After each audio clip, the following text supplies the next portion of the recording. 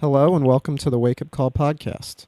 Today we are speaking with Judge John Denson about war propaganda, the importance of war revisionism, the notion of truth being the first casualty of war, and the costs of war. Judge Denson is a practicing attorney in Alabama and an adjunct scholar at the Mises Institute. He is the editor of two books, The Costs of War and Reassessing the Presidency, and he is the author of A Century of War, Lincoln, Wilson, and Roosevelt. For more information, please see the show notes page for this episode at wakeupcallpodcast.com/war-revisionism. Judge Denson, welcome to the show. Well, thank you very much, Adam. Well, thank you for joining me. So let's get started with this whole notion of truth being the first casualty of war. What does that mean, and where does that whole phrase come from?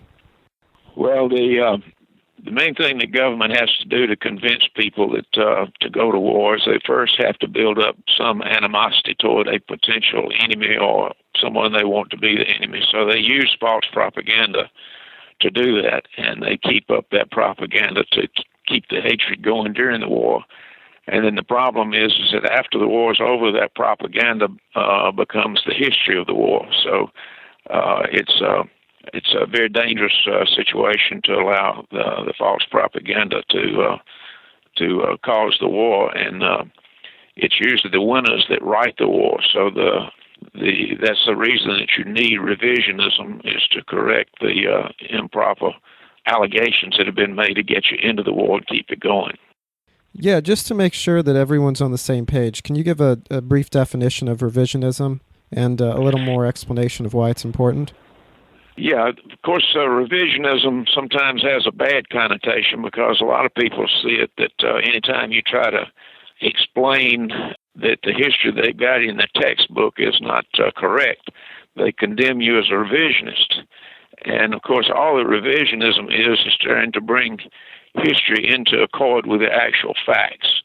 So when I champion revisionism, what I'm saying is I believe that the history that we have been told and promoted in many of our history books and through the media is incorrect, and that history needs to be revised by looking at either new facts that have come to light or old facts that were hidden. So I see revisionism as a good connotation that it's honest history. Now, a lot of these lies and this propaganda that is in need of being revised is written after the war, as you said, but a lot of it happens before and during. So what's sort of some of the main ways in which these lies and propaganda start and then how they spread? Well, you go back to, say, the First World War, the Lusitania was sunk, and that was made to appear to be an unprovoked attack. And Wilson actually was told before the Lusitania sailed from New York that it had weapons aboard, which was illegal. And his Secretary of State, William Jennings Bryan, told him that, and told him to make some sort of statement to keep passengers off the boat, and he wouldn't do it. And so the Germans ran ads not to go on the ship because it was illegal, carrying illegal contraband. And so then the Lusitania sailed, and Winston Churchill was on the other side of the Atlantic calling the shots and had the ship slow down and not tell them there was a submarine in the path. And then the submarine sank the Lusitania, and that was used to get the people inflamed. But the false propaganda that actually Wilson used to get into the war was the Sussex, and the Sussex was a French ship that was painted black and made to look like a warship, and it sailed in an area that was not supposed to be passengers there, and it was not an actual warship, but it was designed to look like it. So a German sub attacked it, and it was alleged falsely that the Sussex had sunk and American lives and other lives were lost. And it wasn't until way into the war that it was found that the ship didn't sink, that it was in a port in France, and that no one was killed. But it was the sinking of the Sussex that Louis Brandeis, who was a lawyer that Wilson appointed to the Supreme Court, advised Wilson that the sinking of the Sussex was a good enough reason for Wilson to go to declare war. And he did, and you can read all about the Sussex in Charles Tanson's book. It's his book on First World War is America Goes to War, and there's a story about it on page 492. And you can read about the Lusitania in a book by Colin Simpson, who tells the truth about the sinking of the Lusitania. So it falls in line with things like the sinking of the Maine and the Spanish-American War, the Gulf of Tonkin Resolution, which was a false allegation that we had been attacked to allow the Vietnam War to go. And it's the same thing, the false allegation that Iraq had weapons of mass destruction. So you see that there are a lot of false allegations that are used knowingly to get America into war, and so it's necessary, at least as soon as you can, to revise that history and to let people know that they should be suspicious of anything their own government tries to tell them there's a reason to go to war. Well, and another lie that we saw with World War I was German soldiers and the atrocities they were allegedly committing in Belgium and their alleged treatment of Belgian babies, and this.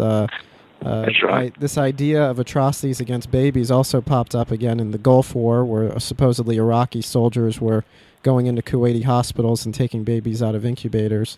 Right. So that seems to be a theme in war propaganda, too. It is. The Belgian atrocities where they had Germans were throwing babies up in the air and catching them with their bayonets and stabbing them, and there were cartoons drawn to that, and there were caricatures made of the Germans to make them look like beasts, and they were vilified in that way to build up the hatred. It's just like Orwell's 1984. You have to have moments of hate to get the people riled up to go to war and stay at war. And these atrocities are things that, everybody's going to be sympathetic when they hear that babies are being treated that way by the alleged enemy. Well, and another thing that goes along with war propaganda is the idea of who to blame and who's at fault for the war.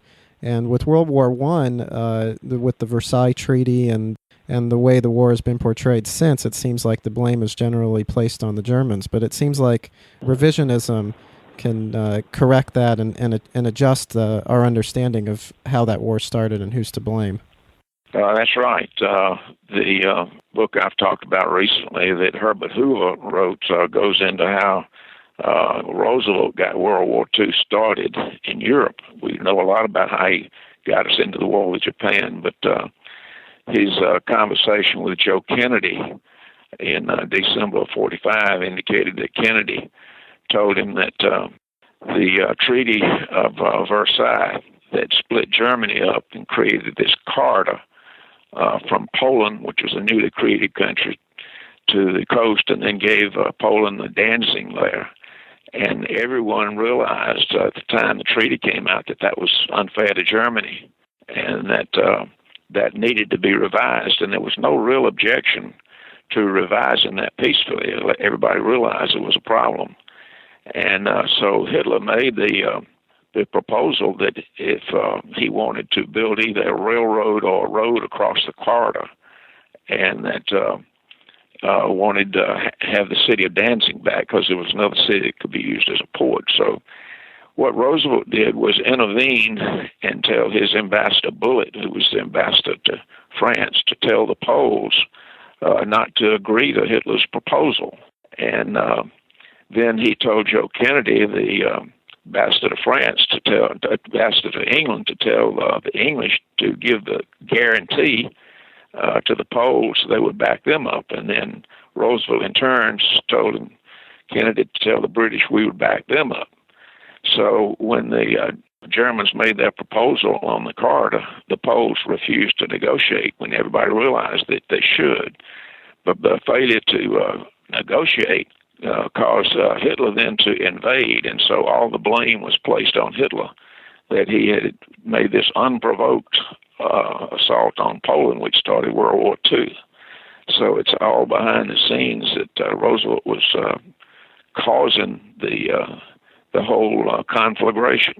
So it's important to get books finally. And it took, when Hoover wrote the book, He said he didn't want it released until 50 years after his death, so that it cast some blame on a lot of people that he knew, and that's good revisionism, in my opinion.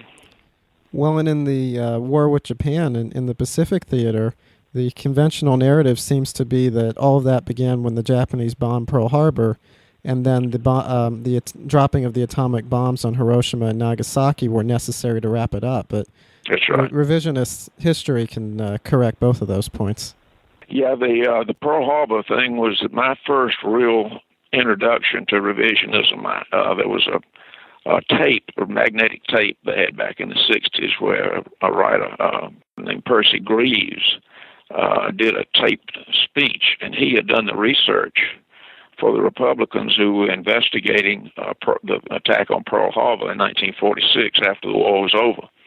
And that's the first time I heard that the allegation was being made that Roosevelt knew that the Japanese were going to invade Pearl Harbor and attack Pearl Harbor, and that he had actually provoked it. And it just was so astonishing to me that I couldn't believe it. And then I read George Morgenstern's book on Pearl Harbor, The Secret Story of the War, and he had covered those hearings. He was a writer for the Chicago Tribune, and that book is still good.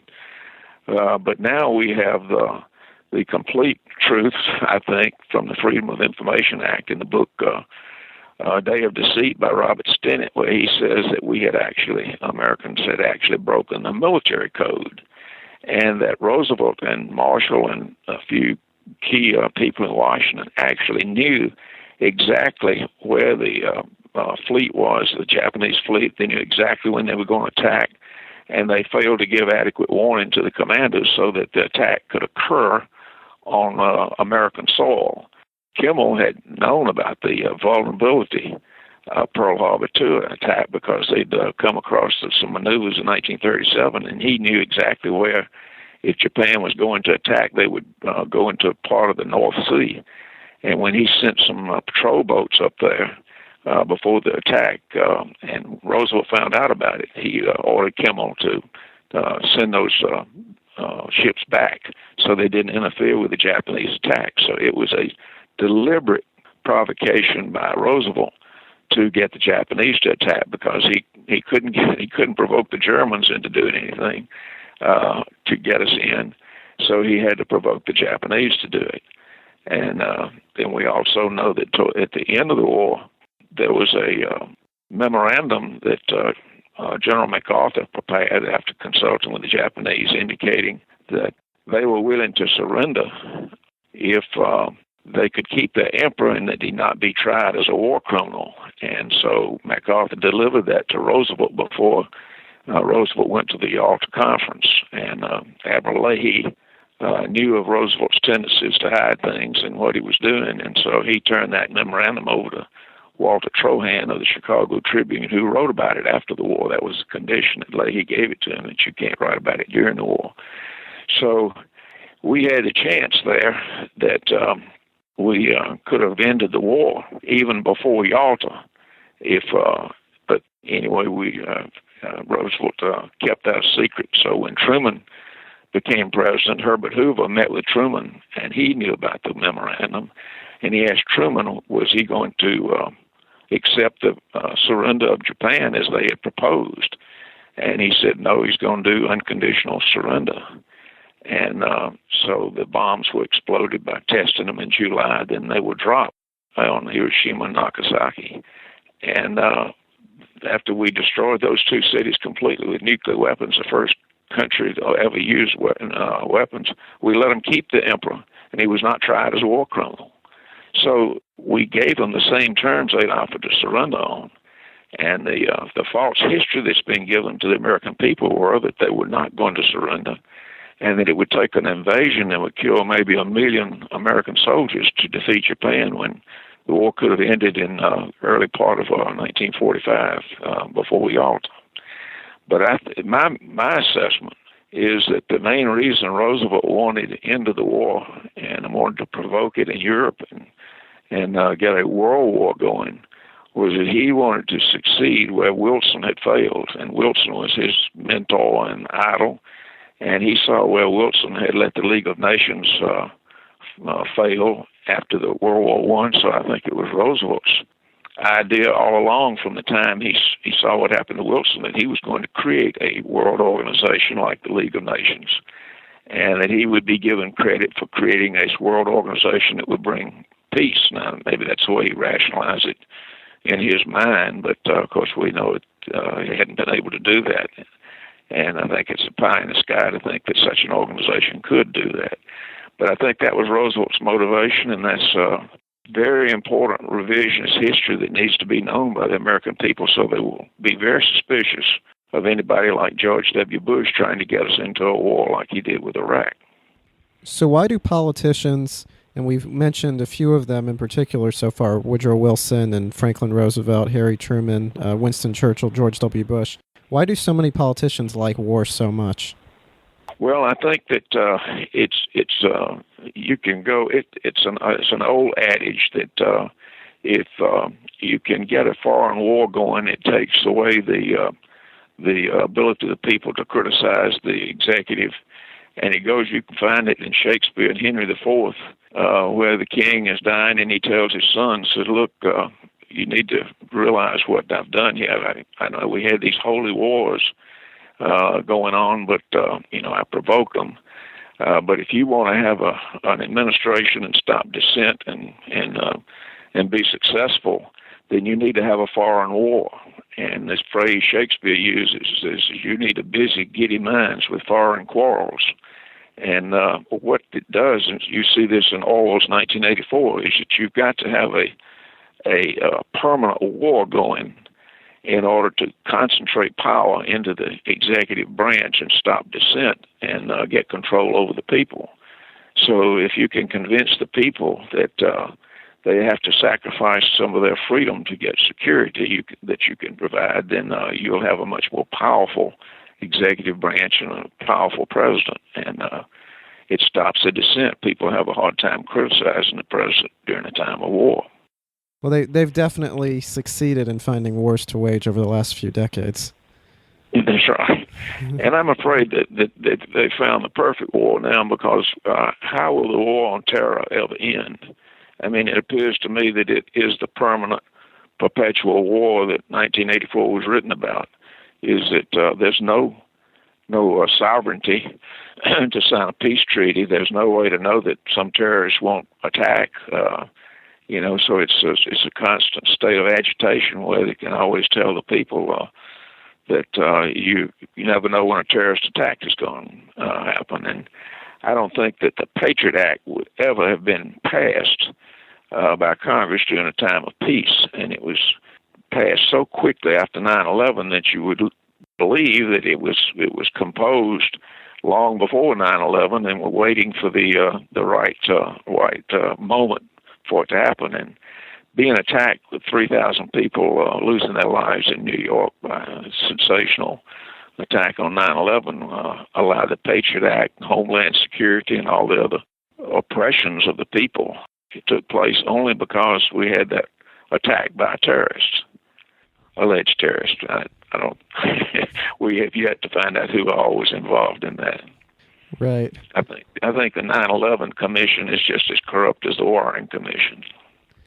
Right. Now, there seems to be a lot of evidence suggesting that, and at least in the last few weeks and months, there's been a push to at least release those 28 pages that have yet to be released. So maybe at some point we'll find out a little more there, although who knows if the 28 pages are full of truth or full of lies. But I would imagine all it's going to say is that the Saudis financed it, and I think that other people had to be involved to actually carry it out. I don't think the Saudis have the personnel to do it, but there are other people that do. Right. Now, let's look at the role the media plays in promoting wars. This seems to at least go back to the Spanish-American War. That was really a high-profile instance in which yellow journalism played a big part in building up the war effort. What role does the media play? Well, the whole thing is that governments need intellectuals. They need professors, they need speakers, and they need the news media. They've got to communicate their false propaganda. and they have to use the media to do it. And William Randolph Hearst, sent a boatload of journalists down to get the war started, the Spanish-American War started, and they said, look, there's nothing going on. He said, you just take the pictures and I'll get you a war. And so it's the use of the media is very, very important to the, I guess you call it the power elite to get a war going. And the people that cooperate and like what's called the court historians and the court intellectuals and propagandists in the news media are very essential and well rewarded by carrying out the false propaganda. Well, and it sells a lot of papers. Yeah, no, it does. And people may say, oh, well, the Spanish-American War, well, there were tragedies associated with it, but it was a short war and there weren't very many American casualties. But also coming off of the Spanish-American War, you had the war in the Philippines, the Philippine-American War, where there were hundreds of thousands, maybe over 1 million dead Filipinos. There were use of some, sort of concentration camps. So there were, even more tragedies related to the Spanish-American War than one might originally think. The surprising thing, I think, to most people is to learn about the Philippines because it's separated and called the Philippine insurrection. And it's separated from the Spanish-American War as though it didn't occur there. But the first shots that were fired in the Spanish-American War were fired in the Philippines 2 weeks before any shots fired in Cuba. And Teddy Roosevelt is the one who gave Commander Dewey the order to go to Hong Kong and wait for the war to start, and then to go to Manila and sink the Spanish fleet. And so it appears that was really the motive behind the whole thing anyway, was to expand into an empire, with foreign empire, and take over the Philippines and other islands. And there was a rebellion among the Philippines against the Spanish, led by a guy named Aguinaldo. And so Dewey goes in and sinks the ships and the Spanish, and then he works with Aguinaldo to clear out the rest of the Spanish. And when the president finds out about it, he orders Dewey to stop that and then to start oppressing the Philippine people and take over. And so Aguinaldo then sees that he's been betrayed, and so he starts the Philippine insurrection against America, because he thought that the Americans came to free them from the Spanish, and he realized that Americans just come to take them over. And so they killed hundreds of thousands of Filipinos during what's called the Philippine insurrection, which was really the Spanish-American War. And there was a lot of sympathy in America for the freedom of Cuba from Spain, and a lot of people thought that's all that the war was about. And when people realized that the Philippines was a real objective, a great anti-war group was formed called the Anti-Imperialist. And there were people like Mark Twain that first supported the freedom of Cuba from Spain, and when they saw that the thing was really about murdering the Filipinos, then they turned against the war. And a lot of great people became part of the anti-imperialist group. Unfortunately, they're no longer remembered very much. Well, and of course, once the portion of the war in the Caribbean ended, Cuba didn't have their independence. They were separated from Spain, but then they were just more or less a part of the U.S. empire. And we got the Guantanamo base, and right. We never really gave them their freedom. Right, yeah, Guantanamo came out of that too. But That's right. I want to go back to the Anti-Imperialist League for a moment. Was that the first sort of major non-interventionist or anti-interventionist group in American history? And what was the significance of the Anti-Imperialist League beyond what you've mentioned so far? Well, I think it was the first. I mean, there had been times, where America made a couple of attempts to invade Canada. And the War of 1812 was about, I think, the third trying to take Canada. And of course, the Mexican War, there was when Polk tried to buy the Mexican territory and they wouldn't sell, he stationed some troops intentionally in a disputed area and promoted a war with Mexico, and a lot of people thought that we should just go on and take over Mexico. And one of the great opponents of the Mexican War was none other than Abraham Lincoln. He was an anti-imperialist at the time, as well as the other people in the Whig Party, and they opposed taking over all of Mexico. So we invaded and took over much of Mexican territory that became California and so forth, and then we paid the Mexicans after, and we paid them about the purchase price we'd had before, and took it over. So there was objections to expanding into Mexico and Canada before the Spanish-American War, but the Anti-Imperialist League was really made of some very, very prominent people, Andrew Carnegie and others, very wealthy people that made a big effort to stop it. And there was the man that was president of the Anti-Imperialist, I can't think of his name right now, but he was a very rich industrialist from New England, I think from Boston. And he actually had letters written to soldiers. I don't know how he got all the addresses, but he sent out over 100,000 letters encouraging the soldiers not to go to the Philippines and not to fight, and those that were in the Philippines to put down their arms. And I believe that was the birth of the Espionage Act that was passed to prevent people from trying to interfere with the war. And they were able to stop the mail. They heard about him sending all this mail out, and they were able to stop it before it got to all the soldiers. But it was a pretty ambitious act on his part to try to prevent the war in the Philippines. Well, and another major anti-interventionist group in American history was the America First Committee. And right. Recently they've been back in the news to some degree since Donald Trump gave a speech and used the phrase America First. And all the people in the mainstream media have been screaming that, that phrase has negative connotations and has a horrible history and a horrible background. But what's the truth about the America First Committee? What was that organization really all about? Well, it was there was a lot of unrest about being tricked into World War I, and people saw that we were tricked into that by the British and so forth. And so when the things began to heat up, looking towards World War II, there was a student at Yale who's inherited the Quaker Oats fortune, and he was the one that sort of started the whole America First group, and it was designed to try to keep America out of World War II.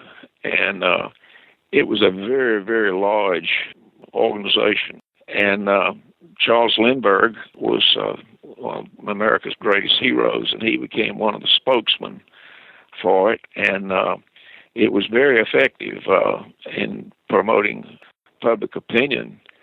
And so most of the things that I've read is that something like 80% of the American people were very strongly opposed to getting into the European War, which developed as to World War II. And John Flynn is one who I dedicated a book to, The Cost of War, because he was a very vocal member of the America First Committee. And the idea was that we should put the interest of America first, and not some other country like England or France. I mean, we need to protect American interest, and people could not see that America had an interest in getting into World War II. And I think that's there was some allegations by Lindbergh that the Jewish people had started had influence in getting us toward the war. And when he made that speech, it caused a really uproar, and sort of, in many minds, discredited the American First Committee. But it still was very effective until Pearl Harbor. When as soon as Pearl Harbor happened, then the America First Committee dissolved. So I think that they're trying to say that that's what the America First, why it's an unpleasant thing to some people. I think it's a very good thing that Trump is doing to bring that out, and I see where, even though the protest has occurred, that he's still using that. And how can you be against America First? We should look after our own interest and not try to be the world policeman and protect everybody all over the world, as we're trying to do, expanding NATO up to the borders of Russia and rattling sabers at Russia. And so I think that we should only be involved where we have an essential interest involved and put America first. And I think that's a good thing for him to start using that phrase. Right. Well, it's a phrase that is very difficult, maybe even impossible to argue with, because of what it means. And if someone has the best interests of the U.S. at heart, then it's hard to say. Well, what should it be? America second or American third? I mean, there's no way to argue with that. But unfortunately, most of the recent discussion around that phrase and around the America First Committee seems to focus on that Lindbergh speech, and they're trying to say that, well, it was a group of pro-Hitler individuals or people who are anti-Semites, when in reality, that for the most part, that's just not true. That's right. It's the fact that we have put others first that's gotten us into so much trouble, and we need to have a policy of self-defense, or defending our own interest and not the interest of others. The next war would be a nuclear war, and it would be a devastating thing to let us get into something like that. So we've got to take a new look at war and see what it can be like with the weapons that are now available, and avoid war at all costs. It's just got to be and I think if America only looks after their own interest with America first, we won't have a World War III. Right. Now, one other group I want to ask you about before we wrap up, and that's the old right. Now, you briefly mentioned John T. Flynn, and of course he had a connection to the old right. But what was the old right, and how do we still see some of their legacy today? Well, the old right came along as a sort of a follow-up on the America First Committee, and Robert Taft, the senator from Ohio, was part of the old right. And they were people that were for non-interventionist foreign policy, and many of them were conservatives and for free market and so forth. Flynn himself had been what was called a progressive at the time, and but he was very much a non-interventionist, and and so was H.L. Mencken and a lot of people like that were driven out of the news media. The pro-interventionists began to put pressure on people like Flynn and Mencken and so forth to keep them from having a voice in the media. But the old right was still working to try to keep us out of the Korean War, and it finally died, I think, with the death of Robert Taft. He died. He ran for the nomination in '52 and didn't get it. Eisenhower got it, and then Taft died in '53, and so the old right sort of died with him, I think. All right. Now, we've been talking about just how horrible war is and how war should be avoided, but can you briefly kind of go over a little bit more the costs of war throughout history, and then how peace comes about? Well, the reason I named the book The Cost of War, America's Pyrrhic Victories, is that Ludwig von Mises and Murray Rothbard and others have pointed out that when you have a war, the victor also suffers detriment, as well as the people that are conquered. In other words, like William Graham Sumner said, that the Spanish-American War, we won the war, but we lost the peace and became an imperial power, and that was a Pyrrhic victory. The thing where we get the phrase Pyrrhic from is a general from Greece, and he kept winning wars in Italy until all his soldiers were dead, and then he lost because he exhausted his own forces. So what a war does is that it centralizes power into the central government, and it diminishes the freedom of the people. And so the cost of war is not just financial and not just culturally, but it takes away the freedom of the winner. And it's done that in every war. The phrase is over and over by Mises to the effect that the loser of the war is not the only one that loses. It's also it's lost by the winner of the war. So I had a quote, a bunch of quotes here, but I don't see it right now. But anyway, the problem with winning a nuclear war is that there really would not be a winner. I mentioned this on a podcast for Little Rockwell not long ago, that there's an old cartoon that I saw many years ago with Curtis LeMay, and talking to he's got his cigar in his mouth, and he's talking to another member of the Joint Chiefs Staff, and LeMay says, we need to attack communist Russia and just wipe them off the face of the earth and not declare war, just surprise them. And the other one says, well, if we attack, they'll retaliate and be massive deaths in America. And LeMay says, well, if we kill every Russian and have one American left standing, then that means we've won. So that's what you would call a Pyrrhic victory, I think. Well, and even with more conventional wars, if we look at World War I and World War II, there are millions of dead civilians, outbreaks of disease, famine. For both the victors and the losers, it's just horrible what war brings about. That's right. Tremendous detriment occurred even after the war. There's a book called Crimes and Mercies, and it's about the treatment of the Germans after the war. And the Morgenthau Plan was actually put into effect after World War II, where hundreds of thousands, maybe millions of people died as a result of intentional starvation of the Germans and the people that involved in that war. And it's changed America. War has changed America completely from what our founding fathers wanted, because we won wars. I mean, we lost the Vietnam War and we're losing the war on terror, but you could say we won World War I and II, but look what it did to us as a nation. It caused our taxes to increase, caused our freedom to be diminished. And it was not in our interest to be in either one of those wars. So how could peace come about in the present day? Well, as I have written, and I think that Harry Elmer Bonds wrote a pamphlet that said that revisionism is a key to peace. I think that the way to bring about peace is to show how misled we have been in going into wars. I think that truth of war is the main weapon to bring about peace. I think that if the American people knew the real truth about why we got into World War I and II and so forth, they would become suspicious. They would be very suspicious about something like 9/11 and demand to know everything about it. So I think that revisionism is one of the main weapons that we have to bring about peace. All right. And that's just a matter of communication with people, which is, I guess, what you do. Yeah. Well, on that note, thank you for joining me today.